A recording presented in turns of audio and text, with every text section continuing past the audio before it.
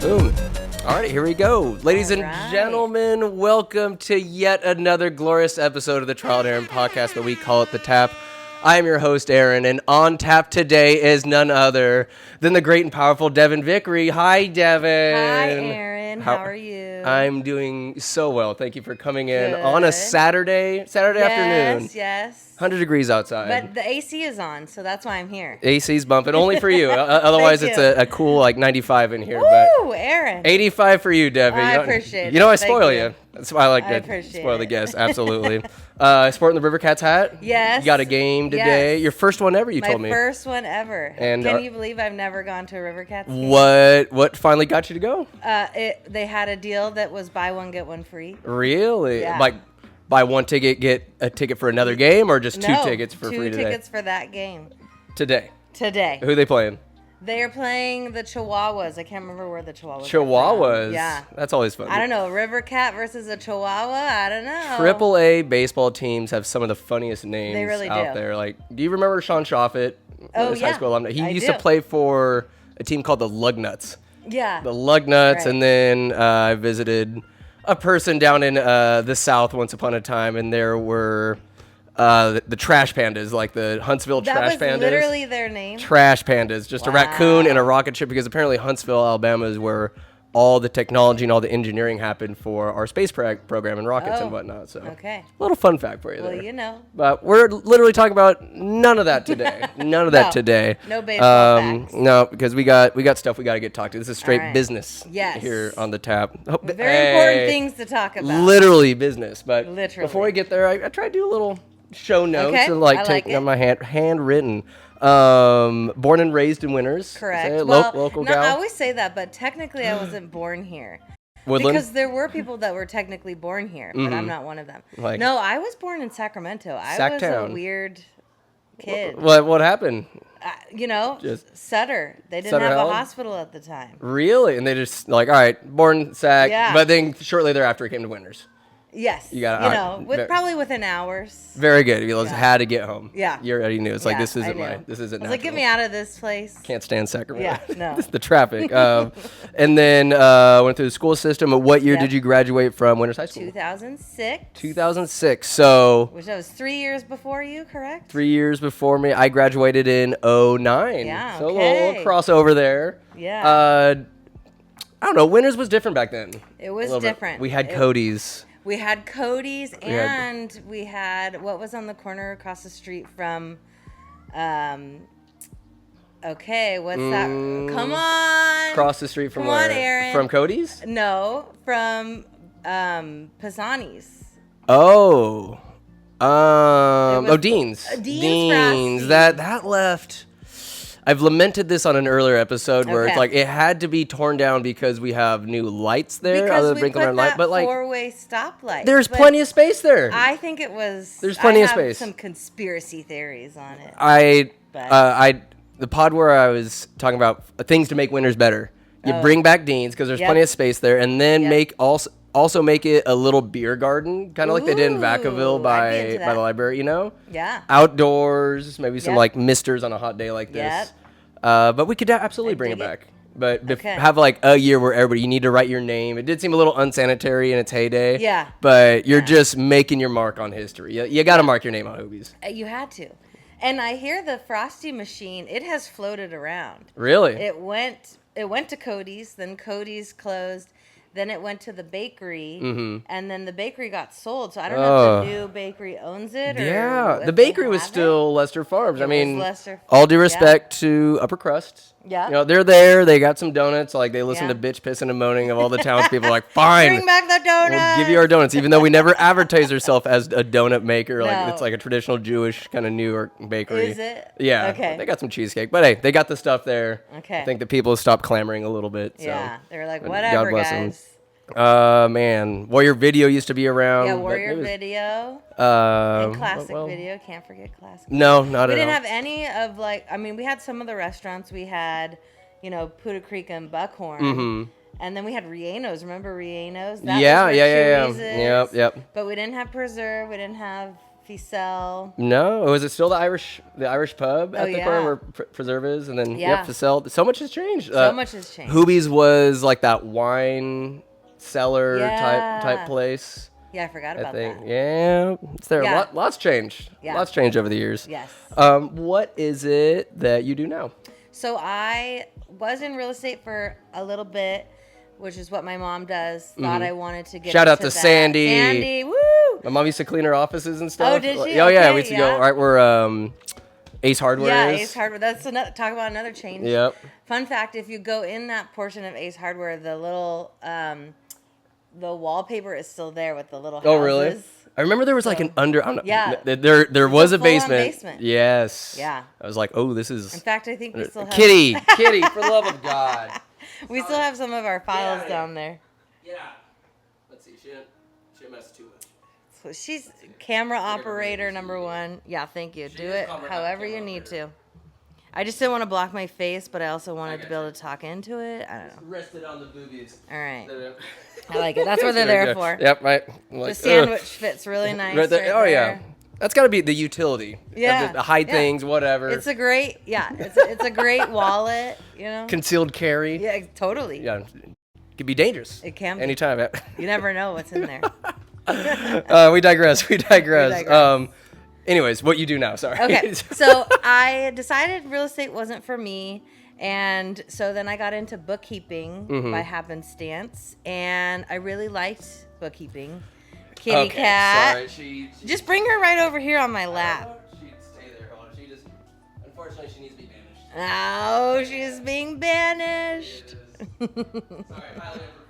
No, you're good. That's the best part about editing. Oh. Just edit this shit right out. Unless you don't. I'm okay with that too. I'm just too lazy to keep it in, but she's never messed with that before. This is what makes podcasts fun. That they're just candid. Candid. Right. So bookkeeping. So numbers speak to you. Not so much numbers, but organization. I am very you're one of those people. A. And so when I get into like bookkeeping from someone that's been doing it themselves, a lot of business owners try to do it themselves. Saves money, right? It saves money, but they find that they just don't have the time. So that's where I come in, and it's great, and I get to clean it all up and then keep it organized. It's difficult. I have a yearning to be organized, just for my house. Not when it comes to numbers, because that is so far beyond me. But to like create a system, or even like writing a novel, I'm trying to like figure out how can I best organize my thoughts, like writing down notes, putting on the wall. How do I best organize things? And I just don't think I have that skill. Is that something you developed, or you're just intuitively organized as is? I would say I've always had that skill. I considered being a professional organizer, but I don't know. I didn't go into that, but I could have easily. That could be cleaning, bookkeeping, all the above. I'll do it all for you. Professional organizer. Yeah. But I was a very messy kid, but that was my rebellious side. Oh. I would wake up and be like, I'm going to clean my room today. I'm going to organize my closet. And then my dad would come in and be like, you need to clean your room. I'm like, well, guess what I'm not doing today? Oh, my. But for other people, like I would go to friends' houses or my grandma's house and like organize a closet or for funsies. Clean out a drawer. Yeah, love. My favorite is the junk drawer. Give me a junk drawer. I'll organize it. I call mine my goober drawer. There's just filled with so many little like knickknacks. Little knickknacks, yeah. Absolutely. None of which really have a utility, but it's there. Hey, they're there. I'm happy it's there. That's there. why they're knickknacks. Is it therapeutic for you? So why organize? Why are we organizing? I think that there's a sense, it's a challenge. Yes. It's the first thing. Oh, God. Right? Oh. And it can be a little overwhelming because you're like, ooh, where do I put it all? Mm-hmm. And then the satisfaction afterwards, like, especially for a drawer, you close it, you open it back up. You're like, oh, yeah, look at that. Look at it. Look at how beautiful it is. It is pleasing to see the after, like the before and after of someone who's Yeah. truly organized. Or I used to work with a guy that was truly OCD. Yeah. And when I was a production assistant, and he arranged the cables on this one like camera to whatever equipment in such a beautiful. I bet. They're all color coordinated. I'm just it's Talking my something language. I would want to do that. I'm just incapable. Right. Or just it would take days to be able to figure that out or even conceptualize how to organize And it something. can change. Like what you think is organized, you look at 10 years later, you're like, oh no, I have changed my mentality of that, you know? So that kind of stuff can evolve or grow. Are you in business by yourself or are you working for a Yes. bookkeeping company? So I worked for a company, I actually worked for a local company. Shout out to Rachel Woods, if anybody knows her. She taught me bookkeeping, which was great. And Learning on the job is like Yes. some of the best ways actually to hone a skill. Totally. And I didn't know I liked bookkeeping until I started working for her. She just happened to need some extra help because her assistant was pregnant and about to give birth during tax season. Which, What was she thinking? Didn't she know? Exactly. No, Duh. really, the IRS She's like, coming well, I'll through. help you.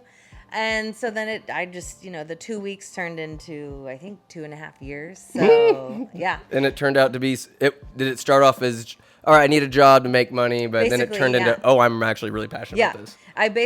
That was when I was realizing real estate wasn't for me. So I was trying to figure out what I could do, where I could work, kind of what my passion was. And that became something that I realized was a semi-passion. So because of the organization thing. And, Do you have like a system or is there a set way to keep books? Or if you go about it the wrong way, it could all just blow up in your face? I mean, that's a great question. People are trusting you with Yeah. some pretty important stuff, like their livelihoods essentially. Yeah. So I learned QuickBooks. There's two versions. There's desktop QuickBooks. and there's online. And I have really grown to love online more than desktop. But both of them sort of have a little like checks and balance system that you can do on you basically monthly basis is really what ideal bookkeeping is based on. Each month is sort of the same set of procedures. And so that really is, you kind of just learn those procedures. And then because you learn those procedures, then you don't really have to come up with it yourself. It's basically bookkeeping is the same for the most part, procedures. So I didn't have to invent that wheel. It was already invented. It seems like a good plug and play type Yeah. deal. Unless, have you come across some utterly disgusting books? Not to call any yes. clients, but just Yes. how did you let it get to this point? So this is why I love QuickBooks Online because, and I wish they had this for the client version, but they don't. They have it only for the accountant version.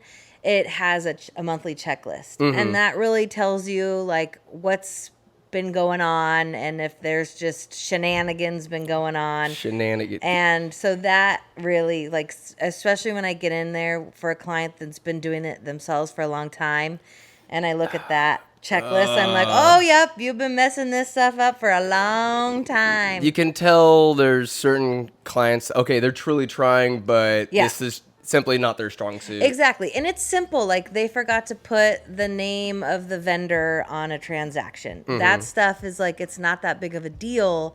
But to me, it's that it really makes a huge difference when you have to go back and reference. If you ever have to reference that transaction, you need to know the vendor name. So it's little things like that that they don't realize is causing bigger issues that, it's And like call you kind of boring, but I mean, they really have to keep their ego in check. Yes. Because it's like, okay, it's admitting I'm not the best at this. Let me get this person who truly knows Yeah. what they're doing. Do you Exactly. see do they see, oh, I'm saving a lot of money that I've hired Devon to get this done? Usually not.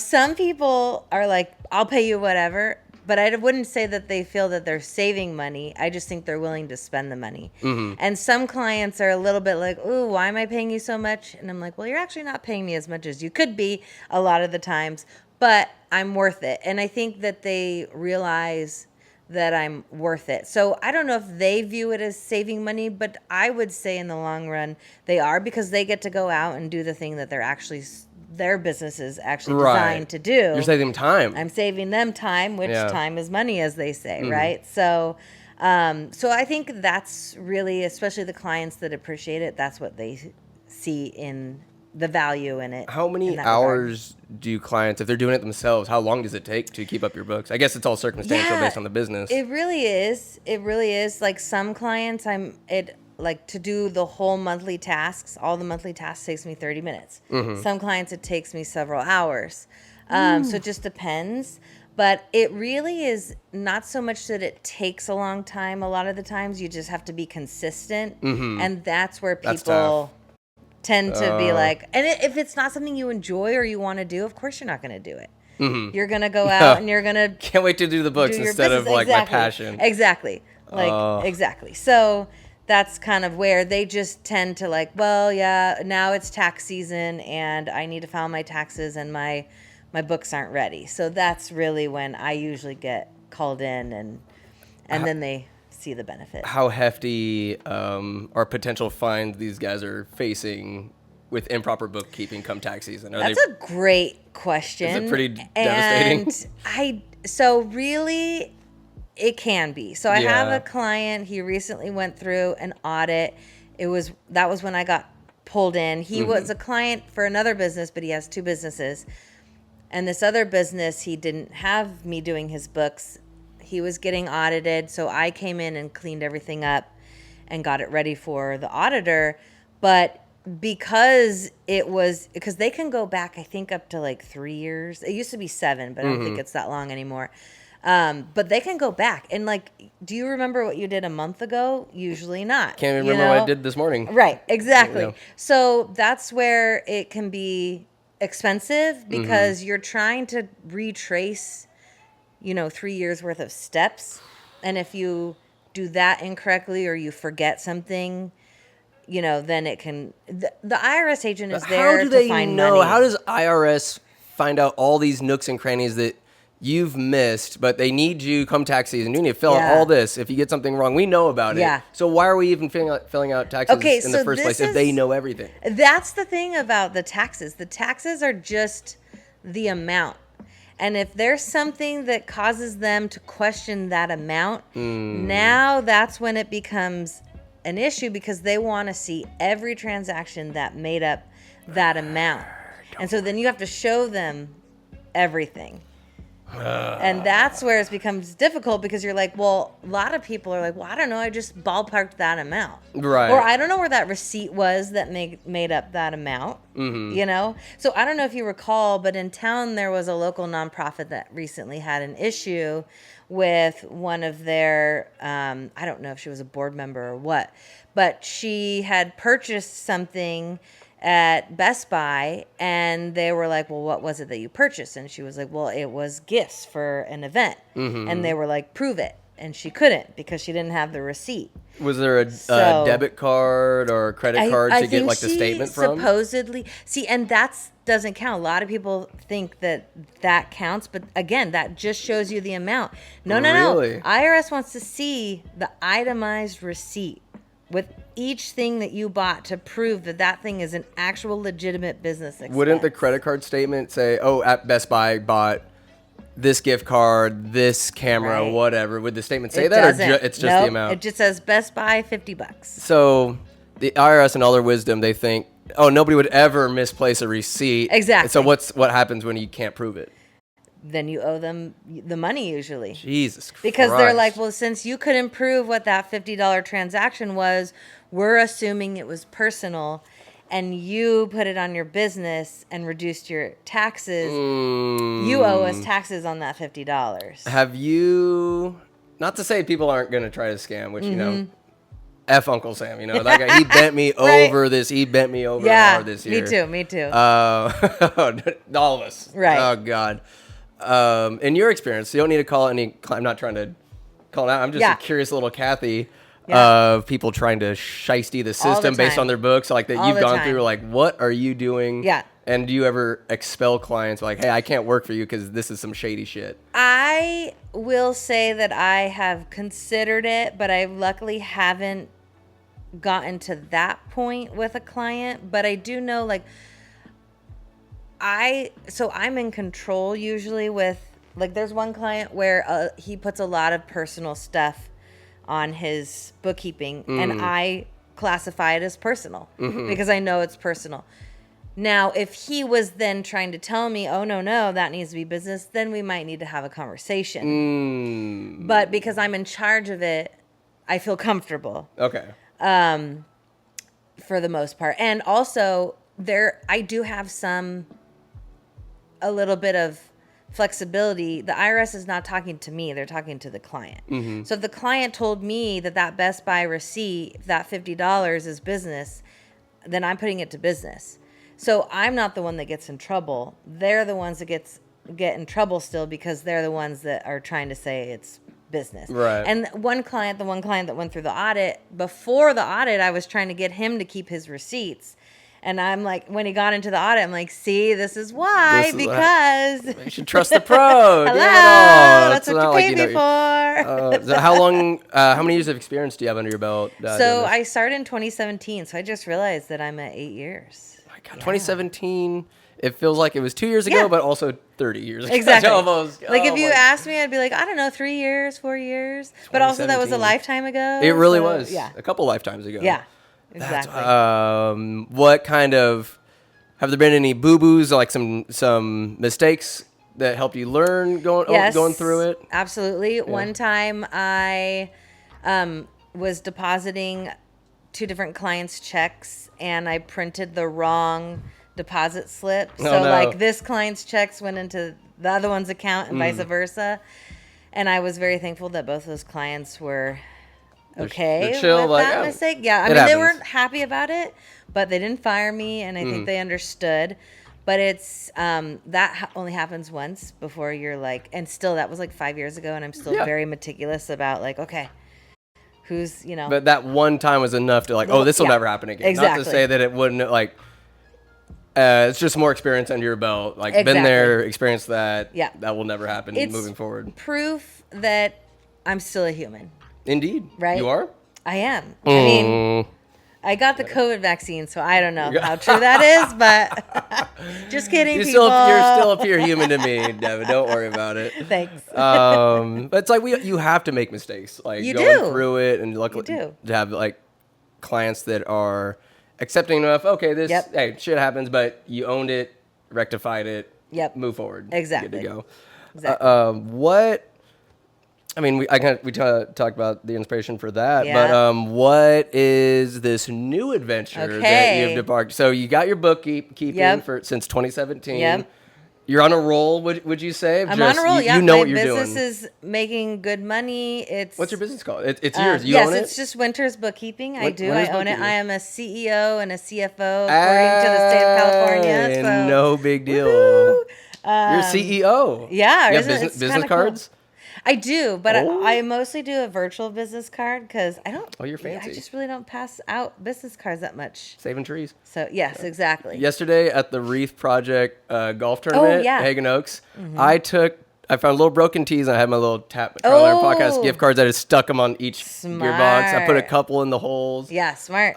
Felt smart, but also maybe I'm pissing people off by just flooding it. Whatever. Wow, whatever. I don't know. Worst they can do is not listen. Someone told me that they always put theirs at the gas station. So they'll go fill up and they'll just like leave it on the pump.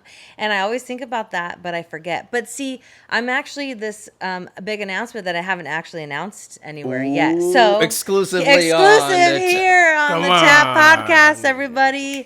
I am not really passing out my card because that is not really the avenue I want to go down for much longer. Of mouth is the move. That's tried and true, best advertising. I don't care how advanced it gets. Yep. Word of mouth. You trust people you know. And how many referrals have come? A lot. From just people you know. So, and then I don't know if you remember Dylan Miles from high school. Dylan, yeah. Dylan, the guy. So I actually at Greg Contreras' graduation of law school. Shout out to Greg. Reconnected with Dylan and learned he's a CPA. By the way, highly recommend. He has great long hair. Yes, and he rides a motorcycle. Beautiful. Yes, he's a cool dude and beautiful hair. Any girl would be jealous of. Indeed. And God, if he listens to this, he's gonna cringe. But I hope so. But he's a great CPA, and he's been one of the best connections I've made in my business. Yeah. So he's been a huge referral source. In the Sacramento area? And he is.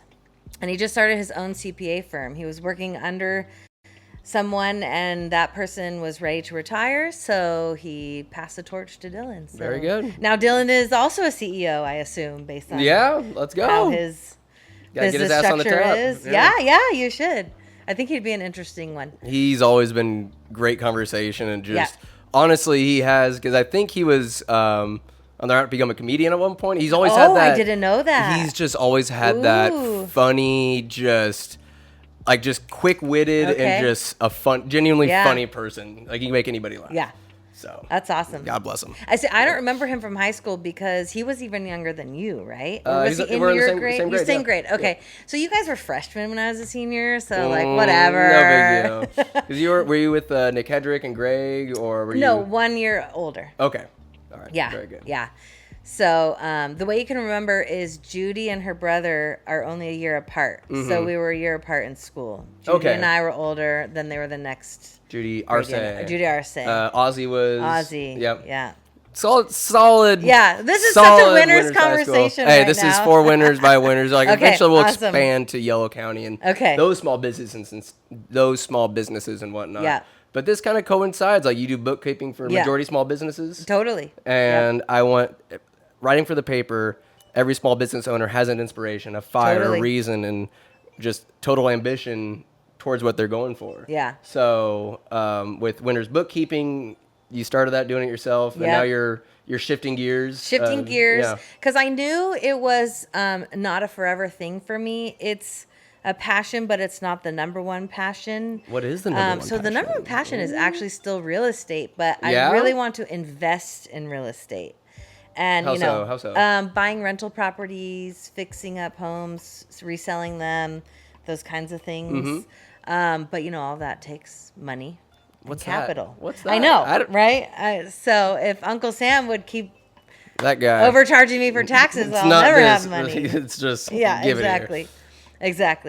So my business has been very successful. I've been very lucky, but I know it's not my forever plan. So I've just been having this like inkling in my brain for the last year that I should start a YouTube channel. Yes. And I finally listened to my brain and... Your brain or your heart? My heart. Your brain's going to help in the process. The brain, I think the heart tells the brain, It's like, we want to do this. Finally said screw it. Was there a moment you're like that pushed you to go for it and put in time? What happened? So I love bookkeeping, but it's a love-hate relationship sometimes. You're working for people, and people are great, and people are jerks at the same time. And, I can be a jerk too. So I'm not trying to talk ill of my clients, but, it's hard sometimes. There can be some shittiness. There can be, it's just, sometimes it's thankless. You send a report and the person never says thank you or certain things like that. And I just have always known, I always thought I was an extrovert, but I'm learning as I'm older that I'm sort of both introvert and extrovert. Yeah, absolutely. And so I think the bookkeeping taps into the introverted side because I mostly work by myself. But when I'm dealing with the client, sometimes that is hard. And even though I'm an extrovert, it's like, of course, who doesn't want to be an extrovert when you can have fun? Yes. But through business, I have found, I think that's also why I didn't like real estate, is being an extrovert through business was not the easiest. Okay. Very good. No, it's a fine balance. Yeah. There's some, for even most extroverted people, there's some days where it's like, I don't want to be around anybody. Exactly. I want to... Don't talk to me. Don't look at me. I crawl into my rock. Yep. Pour myself a cocktail, and we're cruising. The cats are hanging out. Yep. Oh, yeah. So a YouTube channel, is that going to be a form of revenue or just a creative outlet? That's the goal. Give us the breakdown. Okay, I would love for it to replace what I pay myself in my bookkeeping business. I have 2 employees in my bookkeeping business that I would love to pass the torch to. And so if I can get the YouTube to replace that income, then that would be wonderful. And that's the goal. That'd be something. Yeah. I saw you post a reel the other day. Yeah, so I posted 3 reels so far. They've been doing decently well. The most recent one got 17 likes. I wasn't expecting that. That's not a lot, but considering the first one was only 4 likes. It feels good. It feels good. Yeah. It means that 17 people liked what I put out there, and that's, nice. And even more will like look at it, but not interact necessarily. Yeah. And I think reels are that way too. Yeah. They're just sort of kind of just Mass. through. Oh yeah, the doom scrolling. Yeah. But there's that's cool. Do you have a name for this YouTube channel? Okay, so I just sort of wanted to use my own name, but what I've been we've talked about that actually a little bit. So I'm still thinking about that. I actually filmed my first full-length video, but it just was not good. So I need to redo it. It happens. Yes, Sure. It was very cringy and like I didn't script anything, but it felt very scripted. Yeah. And I just wasn't flowing, so I want to refilm it. But what I have heard, or maybe you can't remember if you gave me this advice, but someone did, was, you can have your YouTube channel be whatever name. So I'm just going to use my own name. And then I'm going to create, you're going to create playlists. So the longer videos, which will only be about 10 minutes each, that's the goal. Very digestible. Will be in a playlist. So I have to figure out what the playlist is, like savvy business owner or whatever. Will there be like bookkeeping involved with this, or is it going to be straight shifting gears, complete turn of the chapter? This is going to be all real estate. That's a great question, because it's actually business based. I may do a real estate YouTube channel in the future, but this one is based or geared towards small business owners. Basically, how everything they need to know to own, operate, run a small business.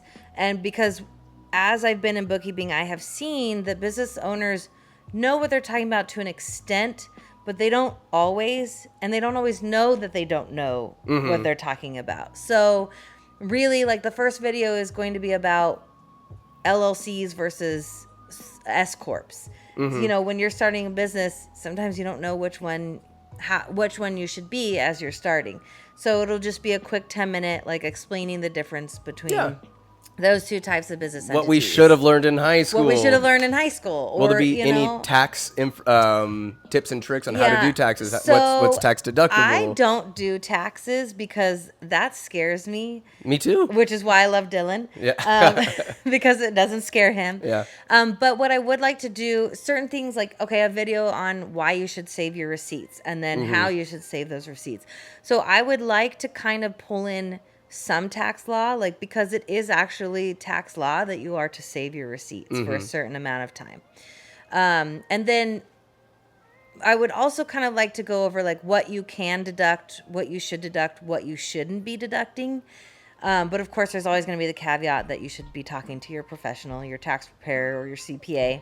So there will be a little bit of that, but I really want to stick more to the basics too, as much as I can. And then I thought about also doing a playlist on how to do certain bookkeeping tasks within QuickBooks. Okay. Because that's the program I'm most familiar with. I think that's the program most small business owners use. And that has actually become a larger part of my business. Is I have some clients where they just call me when they have questions. And so I'll either do I'll film myself on Zoom and send them a tutorial, or we'll get on Zoom, or I'll go to their house and they'll just, go over their 5 questions. You're all hands on deck. This is how you do it. Yeah. Wow. And that's actually really fun to do that, because even though I'm type A, the monthly tasks become really mundane after a while. Yeah. So it's kind of fun. The teaching side is really fun. So I think that's really what the YouTube channel is going to be based on, like, how to be a small business owner and be successful at it. It sounds like it's also multifaceted with that, but also another part of this channel being real estate, because real estate interests you. Yes. Like to be a real estate agent didn't seem like the path that you wanted to take, but there's still interest in real estate in that aspect of business. Yes. So that'll be part of under the umbrella of what agree. your YouTube channel is. Yes. So I have always kind of thought that one of my biggest goals in life is to really learn how to invest in real estate, and then create a course geared towards women to teach women how to invest in real estate, because the stock market's very intimidating. And it's kind of a a bros, it's kind of a Wolf of Wall Street. Yeah, shit. yeah. Absolutely. And so a lot of women are intimidated, and some women figure it out.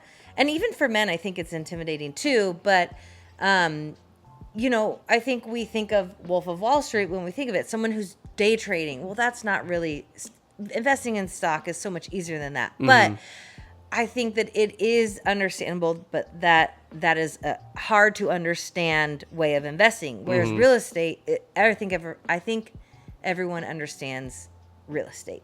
If a house has I understand I can't afford it. Exactly. That's all I know about real if a estate. house looks nice. If it's overpriced or not. Mm-hmm. If it needs to be fixed up or not. I mean, I think especially with now, everyone is looking at Zillow and Realtor.com on their app all day long. So people have become really savvy at real estate who aren't even in the industry. And there's other YouTube channels. Like I asked my cousin because he's getting into real estate or just buying and then renting and having that be a secondary income.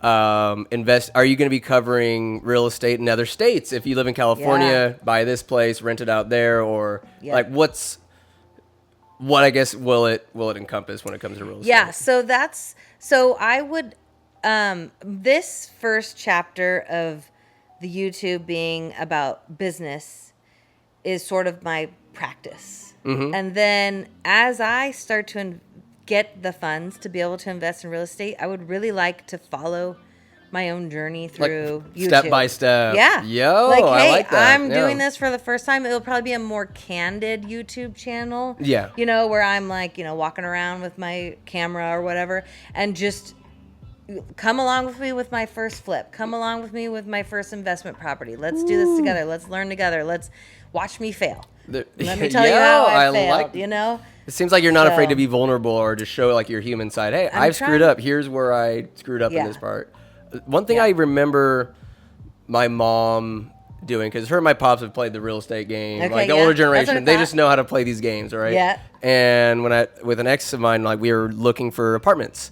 And I'm like, oh, this is really cool or whatever. And Debbie effing Gertz goes through the molding here. Yeah. Like there's an eye for the tiniest, most minute little details. This could be replaced. There's some mold here. Yep. That illuminating light, that could be replaced. Just there's so many little things that I would have no idea to look for. To consider. Like, not even close. Yeah. I haven't developed the eye for it yet. Do you think you'll come up with the video things to look out for when you're looking at a new place that could reduce cost or something? I think like that you've just made one of my second videos for the Brainstorm. channel. I love brainstorming. I love brainstorming. But I think that's great because like I was showing a rental yesterday and the person opened the drawer and the cabinets and I'm like, it's so funny because when I was renting, I would always forget to open the cabinets and really look at the place. And then you move in and you're like, oh, I don't remember it being like that. How did I not didn't I notice open this? that drawer? So I think that those are always good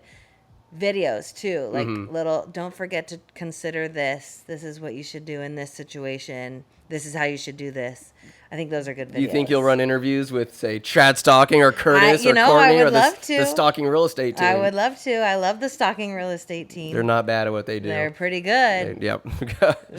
So it just seems like this is such a multifaceted channel. Yes. Real estate, small businesses, not just bookkeeping, but best tips for like how to run it in general. I mean, you've been around small businesses, and from the bookkeeping, have you learned, okay, this works, this doesn't work? Yeah, totally.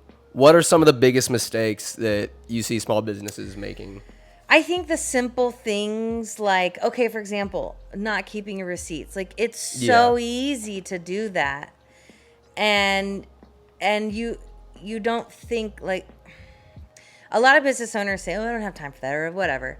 I've never been audited. Well, the number one audited person is a small business. So it's not really that you haven't. It's just a matter of when. But also, okay, maybe you never get audited. But what if you do? Why wouldn't you do this simple task to set yourself up for success? You just keep a manila folder and just put your envelopes, your receipts in there? It's seriously that easy.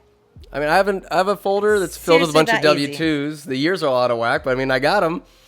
It's the same concept. You just put it in a shoebox. I mean, like, It's that easy? It's that easy. So not keeping receipts. I guess there's like ignorance can be pretty devastating. And I think personal expenses is a huge one. I don't think people really understand that line. And that's also one that goes into if you ever get audited. Like, can you prove that's business? Like, your trip to Mexico is a hard thing to prove that that's a business expense. And if you can't, then guess what? You're gonna pay taxes on it. You're gonna pay it back to the IRS. So not keeping receipts is dastardly. Any other mistakes you've seen? I think the personal expenses, and those are probably the major two.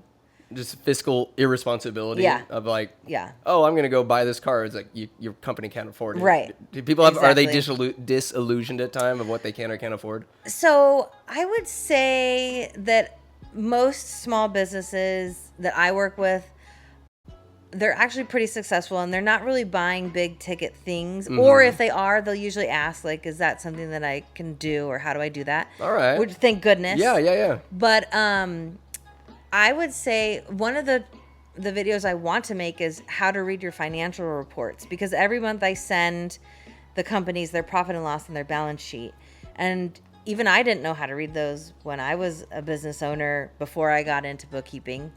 And even in bookkeeping, it took me a while to really understand them and grasp the concepts of them. So that's also a pretty big mistake, is not taking the time to learn to know how to read those, because that is what you need to know if you can afford something or you can't, or where your money's going. It's good to speak the language, or at least know what you're trying to caution them about, or at least understand the language if you can't speak it fluently. Exactly. You don't have to be perfect in it. That's why you have a bookkeeper. That's why you have a CPA. But I do think it's like knowing the foundation, knowing just kind of the basics, is what helps you be a successful business owner. What's the difference between, say, those failing companies? I hate to see a company like a small business in Winters or anywhere like go. It sucks. But what's the differences between the companies that fail and the small businesses that are thriving? They'll stay small, but that's part of the charm. What's the commonalities that you see between the ones that make it and those that don't? Yeah, I think the first thing is most businesses know what their profit is, their revenue, how much money they're bringing in, but a lot of them don't realize how much they're paying out, which is where profit and loss comes in. You can see how much you're paying out into what. So sometimes you're in la land because you're like, oh, look at my, Toast report or whatever POS system says I made $100,000 this year. Whoopee. Yeah, but you didn't, because you paid $90,000 in payroll or whatever. Yeah, so your net would be $10,000. Income, only $10,000 for the year. And the second, in addition to that, is a lot of business owners don't necessarily understand that net $10,000 is what they pay taxes on at the end of the year. So, I can't remember what the question was. Just the difference between successful and failure. So the successful business owners know that their net is $10,000, and they know that they're paying taxes on that, and they know if they want to make more than that, they're pretty savvy on where they should save money. Pretty savvy on where the money's going. Yes. And how much. It seems simple, but like these are just kind of basic. Know these things. Exactly. Make the money the right way. Yeah. How outside looking in, I don't own real estate here. I'm lucky enough. My mommy and daddy are throwing me a bone to live in the house that I'm in. Hey. Nepotism. I'm not mad at it. I'm benefiting mightily. Small businesses in Winters. It seems real estate's gone off the fucking rails. It's crazy. How difficult is it just paying rent? Say Anytime Fitness. Yeah. I've heard. Oh, tell me what you've heard. Give me the tea, Aaron. Man. Spill the tea. Owned by a Mr. Lorenzo. Correct, yeah. And by God, is he costs increasing the rent? Costs an arm and a leg to just pay rent there. I'm not surprised. How are these small businesses supposed to survive if rent costs them their livelihood? That's a great segue into both of those realms, those worlds, because that's exactly it. It's, everything is more expensive now.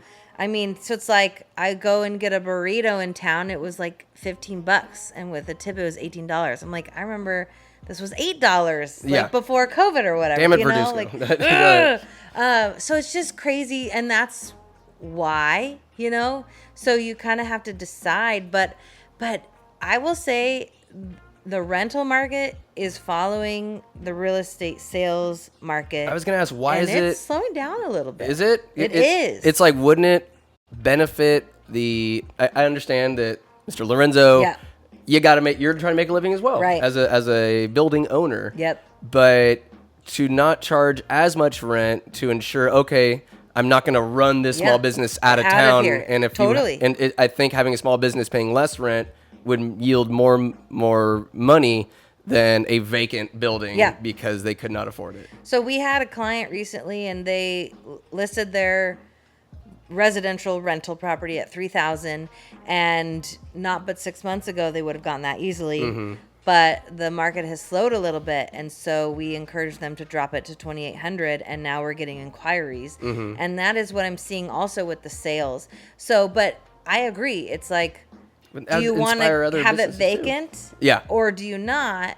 But the hard part, and really truly what is the crux of the major real estate issues in California, the main one, in my opinion, is insurance. Yeah. So the reason Mr. Lorenzo has to charge more is because his insurance is more expensive. The insurance in California is insane. Why? And I is don't, it because it's California? Is it Newsom? Like what? Okay, well, I have my own political reasons. Yeah. But I think that I'm not a huge big government person. Me neither. I'm a libertarian, but I will say I would love to see the insurance industry way more regulated than it is. And I went to this, it's called Legislation Day, and it's put on by the California Association of Realtors. And they basically talk about all the things that they sort of lobbied for or lobbied against. And we went to lunch, and the lunch was for our local area. So it was like Yolo County, Placer County, Sacramento County. And we had some guest speakers. I can't remember who they worked for, but they worked for some of our...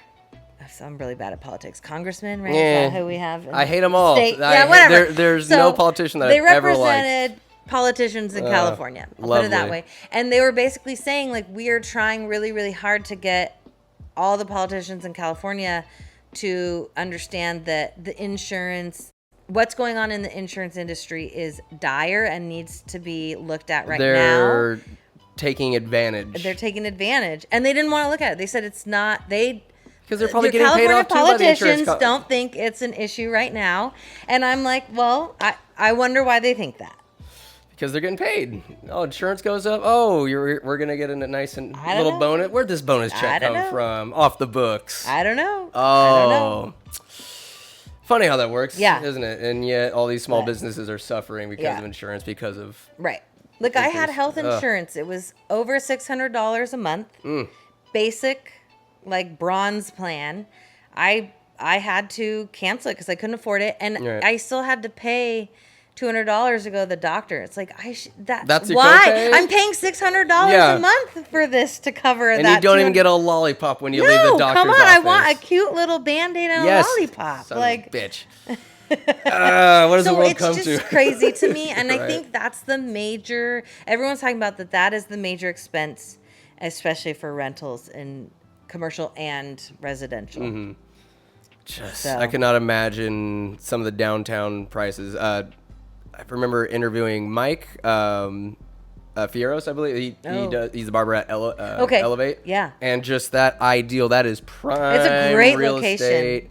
It's just haircuts cost way more than they used to. Not through any fault of his own. How much does it cost now? It used to be $30. Oh man, Chad Wigmore, my man, he charges me affordable price when I go to his place in Vacaville.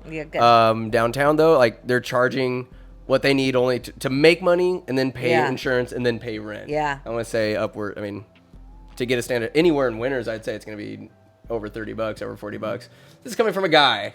No, for women, holy shit. Yeah. The salon prices. Right. It's got to be thousands of dollars. Yeah, basically. Oh God. 90 for the person that I took my niece to someone recently in Winters. And it was 90, which, before I would have been like, what? And now I'm like, oh, that's reasonable, because we're just like so used to it now. We're so conditioned. And she did a great job, but I'm like that's like, standard. Feels like, I'm helping out local. Rewind back to high school, 2006, 7, blah, blah, blah. I hated bedhead. I just shaved my head, just shaved it. I just had a buzz cut, and I'd go to Main Event. It's where Primo's is, right next to the Napa Auto Parts, And I went in. It's total non sequitur. The guy, I forget his name, but he did a great job. He just buzz cut, charged me $20. I'd just give him $20 and I'd leave. My dumbass didn't realize till later on. Somebody told me, you got to tip your barber. And I would just leave. I can only imagine the shit he'd be talking. I'm surprised he didn't run you out of his business next time you came back. I'd give him like a $5 tip or whatever. And be like, shit. If it's something for a wedding on short notice or whatever, tip a little more. But tip local. And I got Mexican food the other day. And when there's a mandatory tip, it's like, go fuck yourself. It's like, yes, it could. Yes, the service might warrant it. Yes, I would have tipped this anyway, but I want a human experience. The guy gave me like a free kind of margarita that a little extra on the thing. Just super personable. That's what I like. When I went to Pewter Creek the other day, there's a big group and sometimes there's a mandatory gratuity. Yes. And granted, parties over 6 or whatever. I get it, and luckily there's local people there. They're personable. They give me the experience that I want, and I would have tipped anyway, but I'm like, mandatory?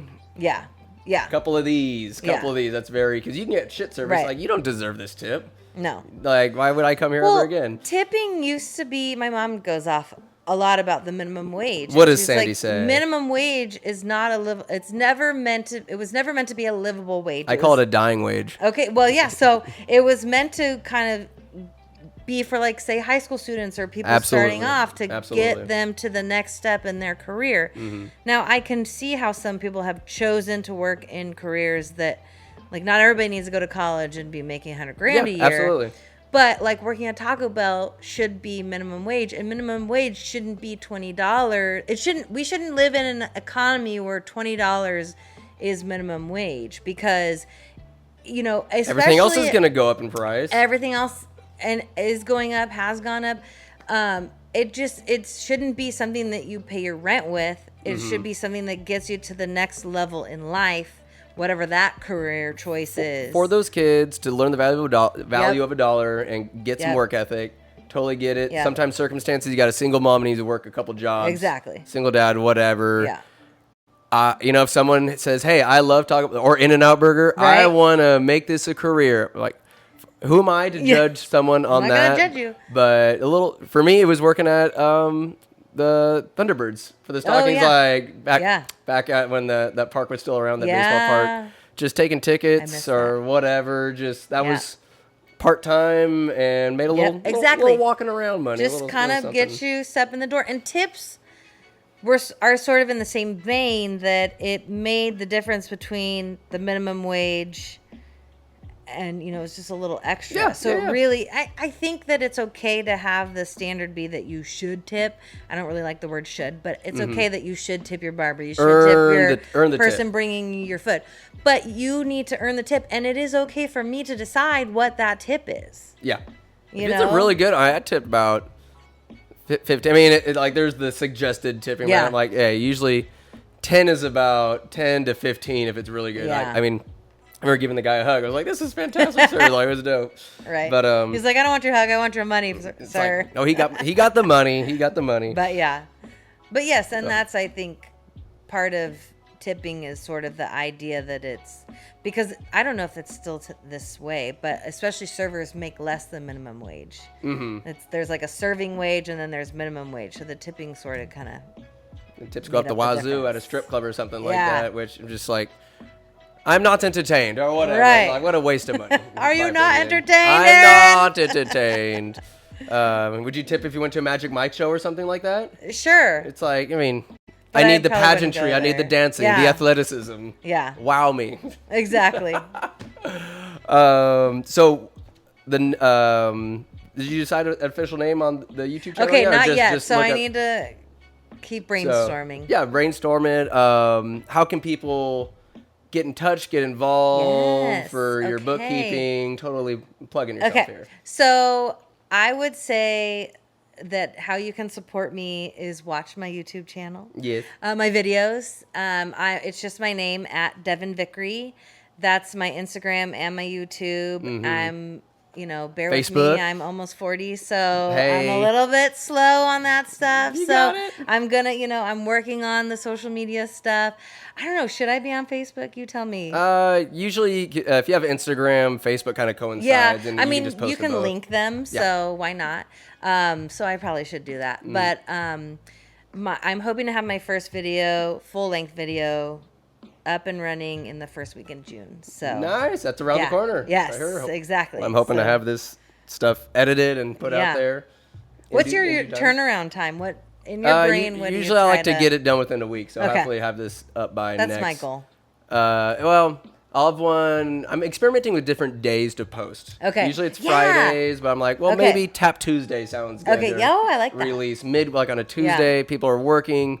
It's like, more content. That's for me. If I see a podcast, I'm like, okay, Rogan has a really good guest on. I can't wait to dig into that start one watching later his. on. So, My question, what I heard recently is it doesn't necessarily matter. You can look at what days, sure, but this YouTuber, their opinion was that it's not so much what day, it's just that you do it the same every week. Like if you're going to choose Tuesday, just do it Tuesday every week. Yep. I've been on Fridays, and Okay. it's about average 12, 15 on a good day. But one with Jenny Callison the other day got like over 100 views. Nice. Like, wow. And then part 2 Awesome. got like 20 maybe. I'm just Yeah. like, I thought the one I did with Maddie and her friend Mickey. Oh, yeah. Mick the Dick. I haven't checked the numbers on it. I thought that'd have thousands by now. Right. Jill and Jerry Springer. Just absolutely wild stories of this lady. Loved it all. So, well, awesome. We got a way to get in contact with you. And you'll still be doing bookkeeping all the while? For now, yes. As soon as YouTube takes off, then I think I would like to step back. Oh, because I'm also working back in real estate with my mom, learning the property management. So, and our assistant who's been there, we decided almost 20 years, Cheryl, who we went to high school with her daughters as well. She is finally ready to retire. We're letting her retire. Yes, so she's going back to 2 days a week. So I'm stepping in, which I want, but I would like for it to be property management and YouTube as my main sources of income and time. Are you going to have fun doing this? I want to. Yeah, I think so. Fuck yeah. I mean, I enjoyed it. Yeah. Right? I don't think I would do it if I wasn't going to have fun. Yeah. So it's like the goal is to make money, but if it's not fun, then there's going to be a new goal. Sincerity and authenticity, like since knowing you, you're a sincere person. Like you're not pretending to be anything you're not, or filled with bullshit, or just trying to scam money off people. Yeah. It's like you're genuinely trying to help and want to. Yeah. You have like a very open personality, bubbly. Thank you. And hopefully people will take that, resonate with it, and appreciate it. Get out there. Absolutely. Yeah. That's the opposite of what I want to do, because I feel like I don't like when people get scammed. That's something that angers me. So I'm like, here's how you do it, and you do it right, and you don't get scammed doing it. Free little pearls of wisdom, and then if people maybe want to know more, maybe then there could be some paid workshops or something like that. I think the channel will grow. Like one of the things that I see is maybe I'm not doing your monthly bookkeeping, but pay me for an hour of consultation or something like that. Yes. So I think out the gate, you're just sowing the seeds and just, hey, here's my expertise. I'm not full of shit. And the more you're just kind of off the cuff, kind of showing how much you know, your expertise, that you're not just some pretender. I'm not just, you're not just some guy. I'm not a poser. No, you're legit.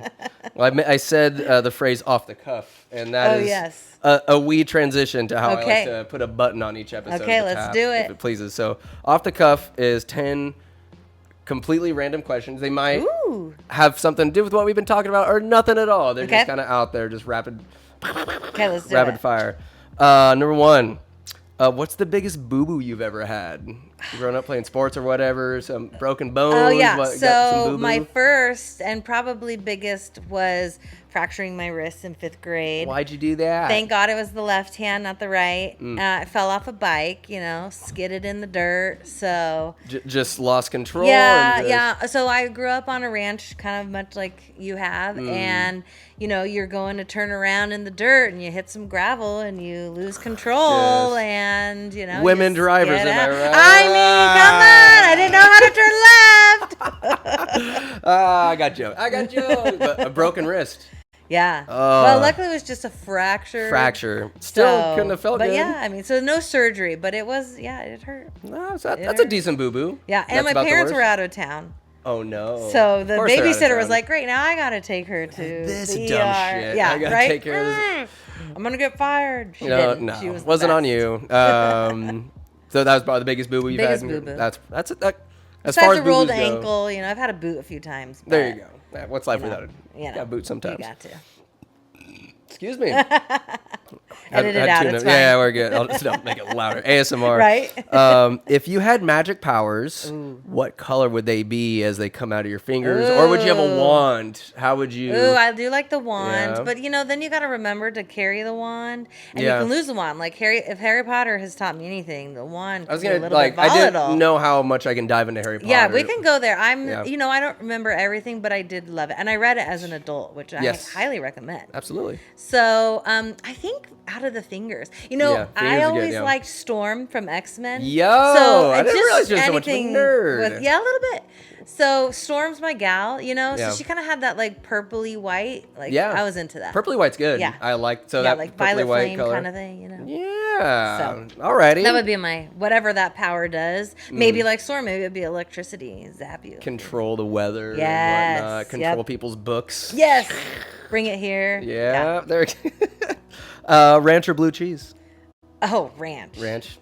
I mean, blue cheese, okay, but no, it's I'll ranch. tip my cap, but as the cap tips, I'm like, you stupid motherfucker. Right. Like, I'm not keeping your books. So if people say blue cheese, you end the podcast right then. Pretty and much. there. I don't even. You should just start with that. I don't even air the podcast. Right. That's a part of the text. Delete. Ranch or blue cheese? Blue cheese. We're about to reschedule. Yeah. Stupid. Oh, the technology's not working. Oh, look at the time. Look at you. The cat's really bumming me Yeah, out. Gotta take care of her. Your go-to lunch in high school. We had off-campus lunch. Winters Cody's. High School. Cody sandwich. Such a solid. It was torpedoes. the best. Yeah. So I don't remember which one. I would do the choose your own, I think. Mm-hmm. But everyone talks about that. It was that sandwich, or there was another one that everyone wants to bring back. Do you remember? Could be the torpedo. I think it was that the was one of our torpedo. parents' days. But I just remember them having some of the best burgers because Dean's would be gone. But I remember going after a football game or whatever, go with my pops, and we just go. It just had a classic greasy little burger. The fries, I remember they'd scald the inside of my mouth. Right. Because why wait? I'm not going to wait. Too hot, right? But it was just, I don't know. All due respect, I love some of the people that are involved in the hotel and everything, but just Cody's. I know, I do miss Cody's. And on a hot day like this, they had that freezer room. You go in there and just. Or if you were gonna go to the lake that day, you would go and you'd get a sandwich for the lake. Yeah, nice deli. I'll go to Town and Country and get those delis. TNC does have some good sandwiches. It is floating season, as you know. It is. We're getting there. I'm ready. Cody's excellent choice. Thank you. Who is the hottest pro athlete? I was gonna say any of the Kelsey brothers, but I'm actually more a Jason girl these days. Jason with the beard. You like Travis the big burly? I like the Bears. Not the Bears, but Yeah. Travis. I'm sorry. As soon as he started dating what's her face, I Taylor couldn't. Swift, He lost his man card for me. His hair looks terrible. His beard's undisheveled. I'm like, no. I was into you when you were into the Black Girls. Like, let's let's go back to that era. The wild Travis. Yes. Era. He was sexy until he wasn't. But they're anymore. both funny, and that's really what attracts me. I to them. have nothing bad to say about them off the field. Travis Kelce. Loudmouth, a little braggadocious, arrogant, whatever, but he's someone I'd want on my team. Yeah, right. And I've heard nothing but good things about the Kelce Brothers podcast. Yeah, same. And I've never met either of them. It's the number one sports podcast, is what I've heard. It's the number one sports podcast. Is it? That's what I've heard. Oh, those Kelce Brothers. They just have good chemistry. I also like George Kittle. Again, he's funny. He's funny. He didn't get traded, right? Because I haven't kept up with any of the trades. Paid him Okay, big good. He time. deserves him it. and Brock. Is Good. Brock Purdy pretty? Or is he Brock like a Purdy weird, is what you like a would call a 12-year-old? baby face. He's Yeah. cute, but I need a man. Yeah. Like if you can't grow a beard, but he is very cute and attractive, but he's not But not my in kind of a attractive. want to take you home kind of way. Right. It's I want to like- just pat you on the like- head and squeeze his cheek. yeah. Here's a peppermint. But I Get love out it. of I here. think he's funny too. So Yeah. I do like People hate on him, but I don't know. No, I He's a love stud. Brock Purdy. What about Mr. Irrelevant. Well, you're gonna go to a baseball game. I Baseball am. players. I mean, okay, so I don't Great really asses. know many players, but any of the Savannah Bananas, like Yo. just put me in the middle of the field and Absolutely. You know. Great bananas. Yeah. I'd want to go and watch one of those games. I haven't, but I really want to. That'd be fun. Maybe Yeah. I'll sit But back they're a in little the middle. arrogant, so that's where Oh, yeah. I would just be like, just sit there and look cute. Don't talk. Not a fan of the arrogance, or is No. that part of the charm? It's Yeah. like Kelsey brother arrogance, sure, Mm-hmm. but it has to be like funny and cute, and you have to kind of be like joking, like a sprinkle of arrogance. But if you're truly arrogant, no, get No, away from I me. like the sprinkle when it's joking. I like to Yeah. be jokingly arrogant, especially Yeah. when I'm hosting Same. trivia. But enough self-deprecation to where Yep. people, okay, Exactly. that's a joke. Exactly. Have some confidence Yeah. in there, but You have to be confident. But Yes. if you're overly confident and you just think you're cool, it's like if get you out of here. just rely on your looks, then get out of here. How very ugly of you. Yes, to rely on exactly. your looks. You're Like, yes, ugly you're on the hot, but- inside. Yeah. We're getting to the bottom of these things. Okay. Absolutely. All Let's see. Which historical figure would you want to have a cup of wine with? Annie Oakley. Annie Oakley? I would love. That was a quick answer. Yeah, That was good. I want to be her. Are you a good shot? No, because I've only shot a gun like 3 times in my life. Oh. And I feel really bad, but like the most was a recent time I stud. tried to shoot a squirrel and I got his leg and he like. Why'd you? Oh my! My dad was like, "Are you serious? Did you You're put him supposed out of to his kill-" misery? No, because he couldn't reload the shotgun fast enough, so he was mad and I was disappointed. So no, but Oh my God, if no. it's a non-moving target, then I think I have a decent shot. But I would love to shoot a gun more. I just Yeah, don't have it's anybody. definitely. It's a skill that needs practice. Yes. And we can get into guns in another podcast, Okay. but just I like when that. people take firearms lightly, Yeah. that scares the shit. They've seen way Agreed. too many movies. Like, oh, Yep. I can do this. Like, no, these aren't toys. Yeah, no. There needs to be. If you ever go to a gun range, you'll see how strict the Yeah. safety regulations Yeah. are. And just there's common sense. Never. It's called Yep. flagging somebody to just wave your gun. It's like yeah. no, even if it's unloaded, never ever. One thing my friend taught me was like, you never put your finger on the trigger until you're Ever ready to shoot. Yeah. So It's just gun it's safety, and that's what I trigger would like to discipline. do is a gun safety course. So Yeah. eventually. Absolutely. Could add it on to your All right. On your the things YouTube to do. channel. Yeah, things to do. Very good. Annie Oakley, she might want to like whiskey or something like that. I mean, I would be okay with You yeah. know? Yeah. Very cool, like Right? old Western time, Yeah. especially just not really because I talked to my friend Kristen the other day.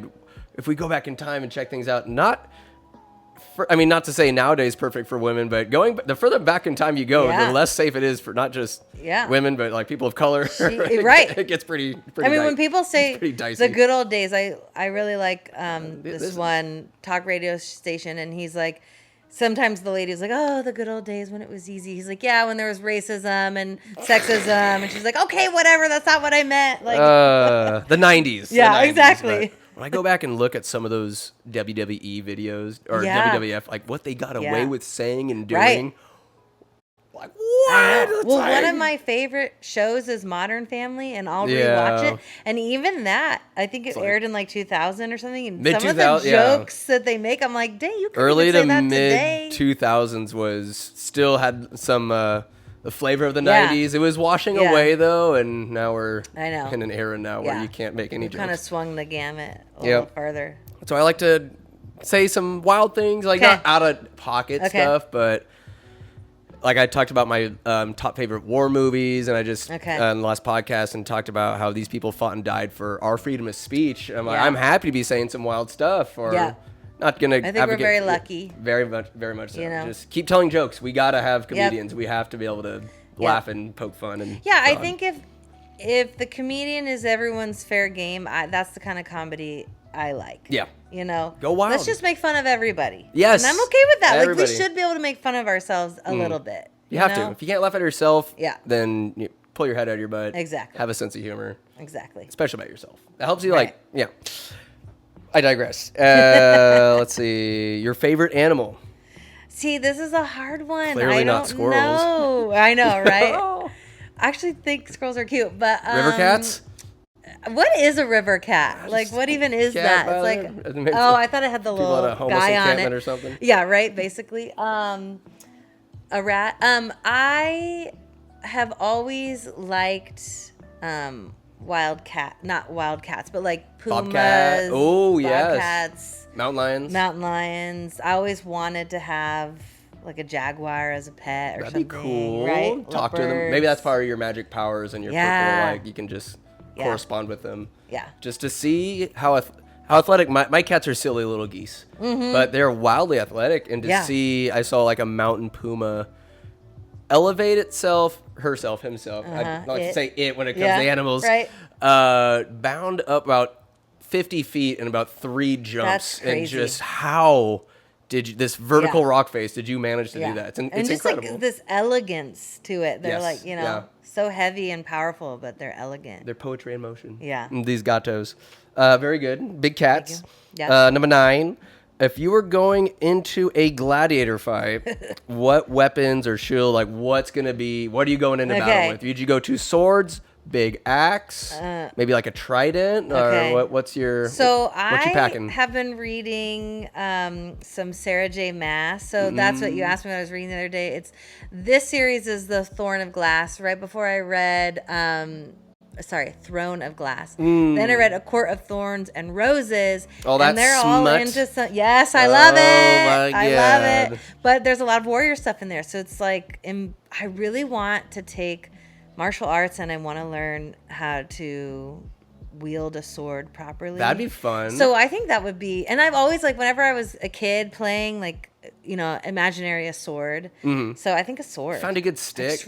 Just learn. Like a great sword, samurai. Yeah. Yes. Samurai sword? Or like a probably more like European medieval. knight. Yeah. Shield at all? 2 swords or just? I think 2 swords would be cool. 2 swords is wild. But also I love Kill Bill, so 2 samurai swords would be really Kill cool Bill too, right? So I good. mean, yeah. Yeah. So that one. I think any kind of sword in any fashion, I'd probably have to decide, try some out, feel them out. Are you gonna go heavy armor or kind of light leather so you can move around, be a little more nimble? Gladiator, like light leather skirt or whatever. I mean, you probably should have a shield of some kind. I'm not sure what it's called, but there's like the shoulder pauldron, and it's just only one arm is kind of armored. Yes. It's got scales, but the rest of you is cool. Just let the muscles glisten. Yeah, you're right. Gotta be all oiled up and stuff. Yeah, too. right. You gotta all that. Get ready for it. Exactly. Very good.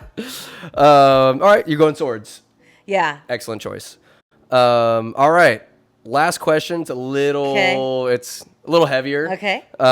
If you were the president of the United States, Madam President, Yes. what would you do to help small businesses?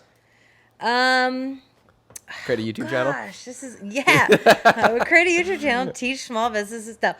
I think education is huge because there are very huge tax ramifications, and yet a lot of small business owners don't know what they need to know, and they trust in their CPAs. And, CPAs are there to educate you to an extent, but it really isn't their job. You really should be doing it as a small business owner, but it's hard to find education. So it would be good for there to be maybe, I don't know, nonprofits or something that can help small businesses. Make it part of the curriculum. Before any high school kid graduates, you need to know how to do taxes, change a tire, basic stuff. So there you go. Do your taxes. Thank you, because it's going to be that. Because I remember in Winters High School, around the time we were in high school, if you weren't passing math, there was a remedial math class, and it taught you how to balance a checkbook, write a check, pay a bill or something. I'm like, how is this not required for all seniors? It should be required. This should be required for all seniors. Basic life skills, especially because not everybody goes to college. No, college isn't for everybody. And college isn't for everybody. And I took business in college. It went right over my head. Like now I sort of remember those concepts and know how to apply them, but just basic life skills that can help you be a successful person and then in turn a successful business owner. So yeah, maybe I would starting say at the high school level. That'd mean you have the best interest of people. However, in this day and age, I don't think it benefits the machine, the government, the machine, to have educated people that know how to. It's like that way you can't find them. You can't. I mean, I'm going into the reeds here, but I feel like it's kind of conspiracy or not. Less educated and people who are more reliant on the government are going to be just lockstep. That's what they want. And just yes, master. I saw recently, I don't know, a short or something that the person said, like, why would the entity that controls you educate you? Oh, Charlie Brown. Okay. And it's like, I forget which character is turning around to like somebody. It's just, why would the government teach you the skills required to overthrow it? Yeah. Or just to not need it. Exactly. It's not verbatim, but that sentiment. Yeah. Wow, we can certainly help ourselves. I mean, we could go into some Jenny Callison stuff and go down some really good rabbit holes. She has her network of rabbit hole. Yeah, I love it. Conspiracy theories, man. I love it. That's why she's my Alex Jones. Yeah. She's the truth. Yeah. Awesome. Well, Devon, thank you so much for coming on, just sharing what you know, and hopefully be able to keep doing this like as you progress on your journey, do little updates, and then other things you have coming down the pipeline. I would love that. Awesome. And we'll get a name for the YouTube channel. Yeah, thank you. And maybe one day someone can interview you on your podcast. I think that would be fun. Just, I don't know, hopefully get more traction, more people. They're doing this for a few years. I would like to have a bigger audience, but maybe small baby steps. Well, you have to be like me, and you have to I don't know, maybe I already do this, but put it on Instagram and on Facebook, and it's like, I'm going to have to be really good. You have to be consistent, and it's hard. I get in my own head of, I want to post something silly or whatever, not just on the podcast, but say in general, just to reach people. Like, are they going to think I'm stupid, or I'm assuming what judgment's going to come, and then they're going to think I'm 34-year-old guy posting silly, goofy, childlike shit on Instagram. Like, who is this guy? Like, I should just post nothing at all, and not share because I'm a man child. I might as well. You have to be vulnerable, and of course that's why people don't go to therapy. Like, it's the hardest thing in the world to be vulnerable. It's tough. And that's, and open to judgment. Some people will hate everything that I put out there. Yep. But I'm going to I kind of already have my ideas for what videos I'm going to do. And one of them is literally titled Haters Are Motivators, and how to kind of have your haters help you motivate you to be wonderful. Turn a good energy. Yeah. Hate away. Yeah. It fuels the fire. And also, haters, if they're going to post a comment, wonderful. Post a comment on my video. Engagement. Yeah. Do it. Hate me. Hate me. Hate it. Not a better way to end that podcast. Very good. Hate us. All right, guys. Well, thank you for tuning in. And until next time, go and have some fun. Peace. Bye, guys. You lose. Good day, sir.